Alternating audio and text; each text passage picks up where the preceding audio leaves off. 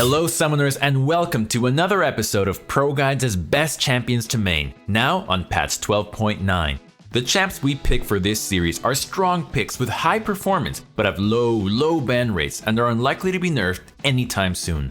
They are reliable picks for climbing and are worth investing your time in. We also have a series that covers the most broken contested picks in each role, so be sure you're subbed to the channel so you don't miss out on when we post those as well. We'll start things out in the top lane with Mundo. Picking most other tanks means you're always going to be useful and can fit into any team comp, but it also means you're usually relying on your teammates to do the carrying in fights. With a large sample size of games, you'll get pretty consistent results, but there are also going to be plenty of times where you really can't make much of a difference on how the game goes. In general, tanks provide a lot of engage and disruption, but they just don't have the damage to 1v9 fights. But with Mundo, that's not an issue. He does a lot of damage for being such a massive tank wall, so when the rest of your team isn't quite cutting it, you can pick up the slack and be both a frontliner and a damage dealer. It's pretty useful to run Ghost on Mundo, so you can chase down the enemy backliners and stop them from free firing.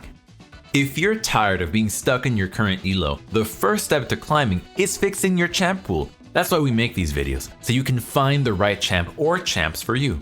After you decide on what you're going to play, you then have to learn how to play it right. It can take many games to learn a new champion, but you don't have to spend days and weeks doing it alone. Our top tier coaches over on ProGuides.com can help you figure out exactly what you need to work on. They're available 24/7, so it's never a bad time to come try one out. I promise there's at least one that specializes in exactly what you're looking for. These guys have spent years reaching the top of the ladder, so why wouldn't you want to steal all their solo queue tips and tricks? Find the link to our website down in the description box below. Now, let's get back on topic, shall we? The second top laner we have is Yorick. The Hullbreaker nerf isn't gonna hurt him at all. Just swapping the order of your items to getting Trinity Force first will be enough to continue steamrolling most opponents.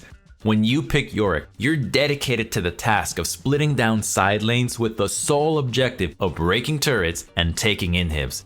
It's pretty much never worth grouping up, even if they're posturing to take Dragon or Baron. You're usually better off trying to out-macro them by split pushing all the way to the turret before the Dragon spawns, so your opponents have to decide between giving up one or the other.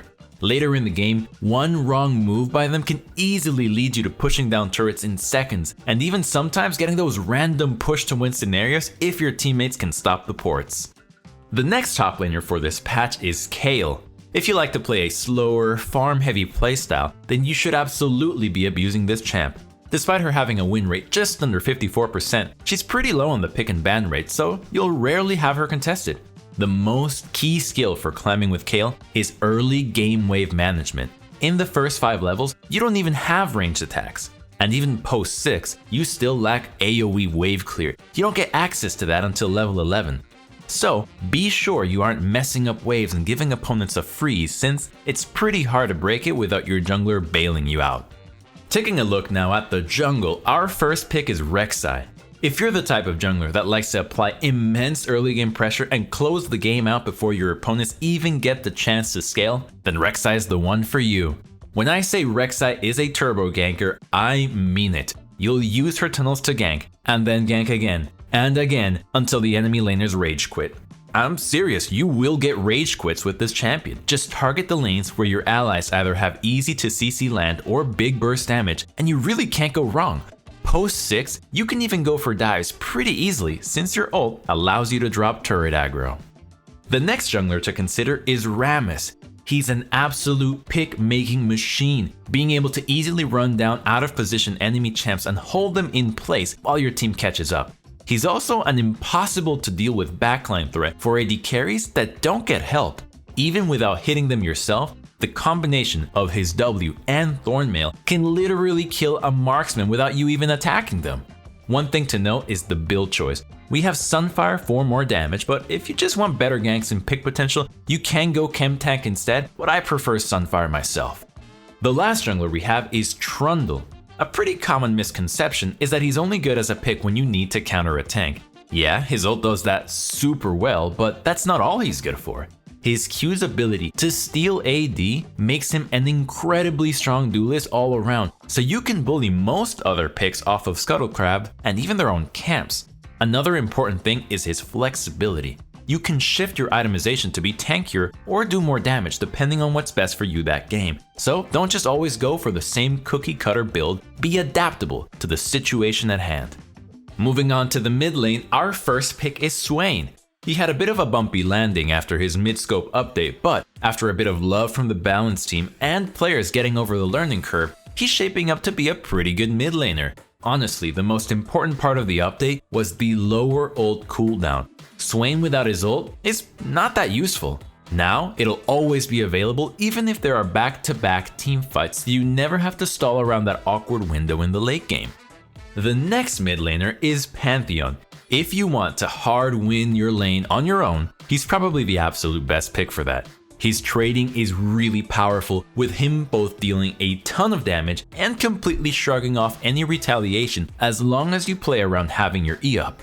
This zero counterplay trading means that you'll very quickly establish lane dominance, either getting a solo kill or forcing your opponents to concede lane against you, at which point you can roam and affect the rest of the map.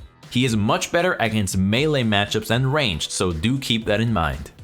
Our last mid laner is Gragas. While he is struggling in every other role, he's doing really well as a full AP mage here.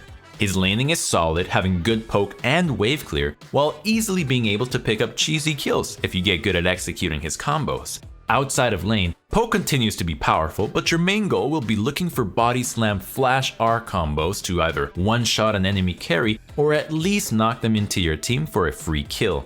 If you don't have much engaged on your team, you can grab Zhonya's second to help you out in that department. Like I just mentioned, Gragas is doing well when played in the mid lane, one of his most off-meta roles. And that brings us to today's question of the day.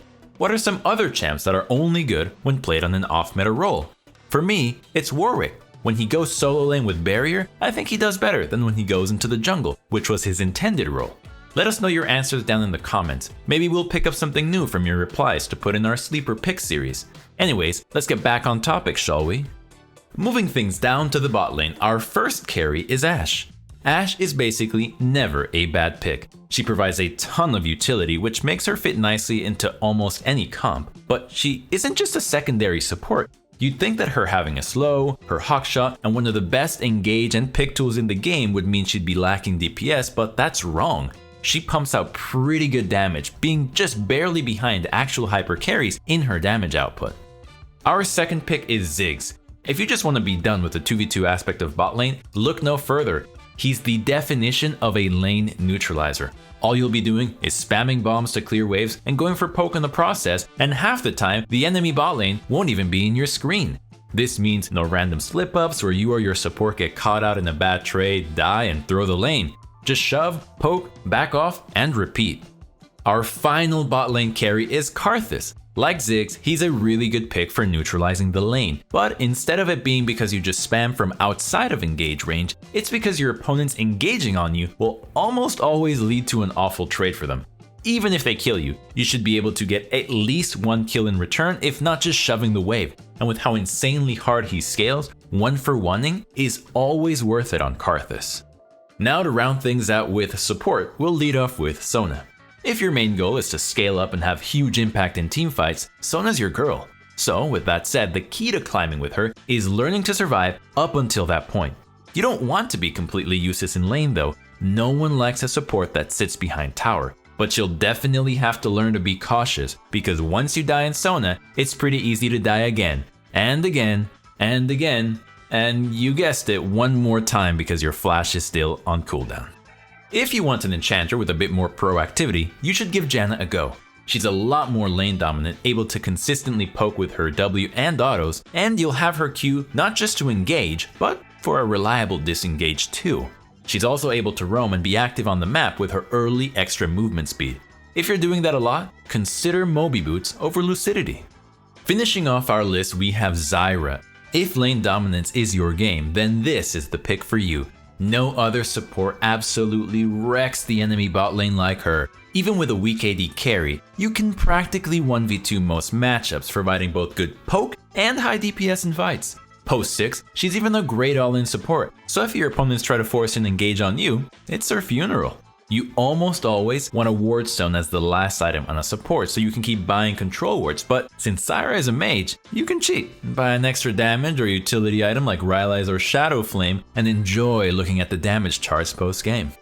And that is it for our top 3 champs to main on 12.9. I hope you enjoyed the video. If you did, be sure to sub so you never miss out on our meta guides and so you're always in the loop on what the best picks are. Remember to let us know what champs are best in an off-meta role down in the comments below as well.